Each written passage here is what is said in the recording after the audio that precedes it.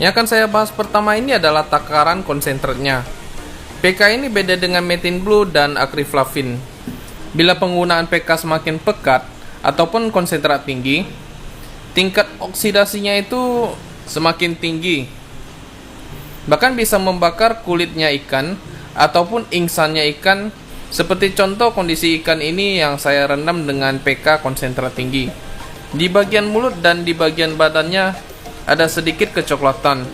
Bahkan ingsannya ini mengeluarkan seperti sesuatu yang berwarna coklat. Kondisi kulit ikan ini menjadi kasar kalau dipegang.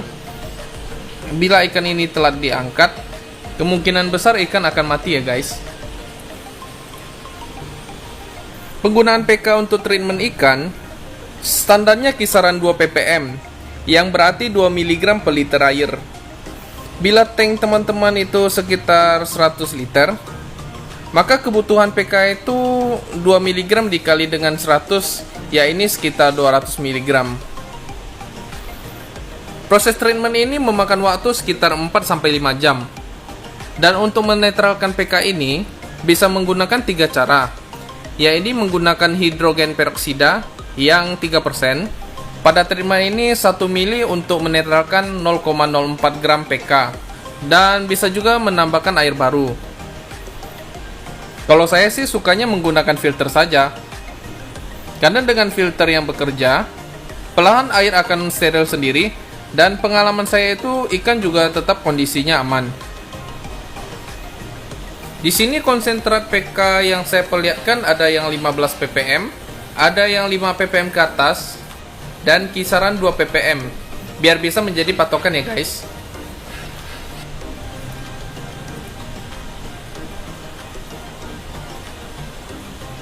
Saya menggunakan PK pada ikan koi, dimana untuk treatment membersihkan badan ikan, bakteri, ataupun parasit, khususnya pada ikan yang baru sampai, dengan takaran 1 gram untuk 10 liter air, yang berarti kisaran ppm-nya sekitar 100 ya, dengan durasi waktu 5 menit.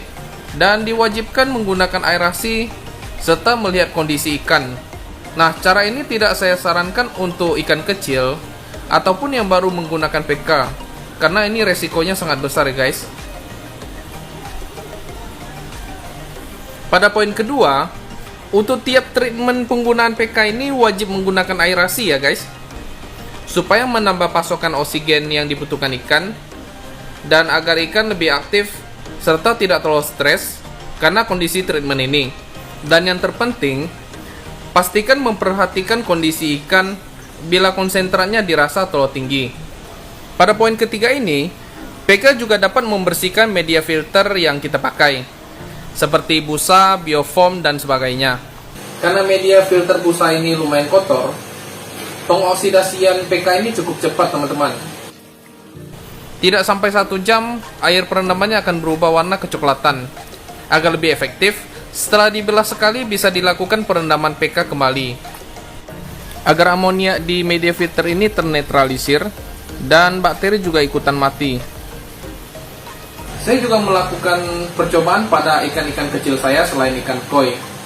Saya akan menunjukkan seberapa aman penggunaan PK bila konsentratnya tepat, dengan pemakaian beberapa jenis ikan kecil, agar nggak cuma ikan besar aja yang dipakai PK. Air yang saya pakai ini adalah air kolam yang sedikit berbau, dengan pH dan TDS yang stabil buat ikan. Yang kemudian saya tambahkan PK dengan konsentrat yang aman ya guys. Setelah 3-4 jam, air sudah mulai kecoklatan tanpa saya ganti airnya. Kemudian saya jalankan filter dengan bermodalkan busa putih aja. Setelah semalam, airnya kembali jernih lagi dan tidak ada bau ya guys. Ikan-ikan kecil tersebut pun kondisinya aman guys.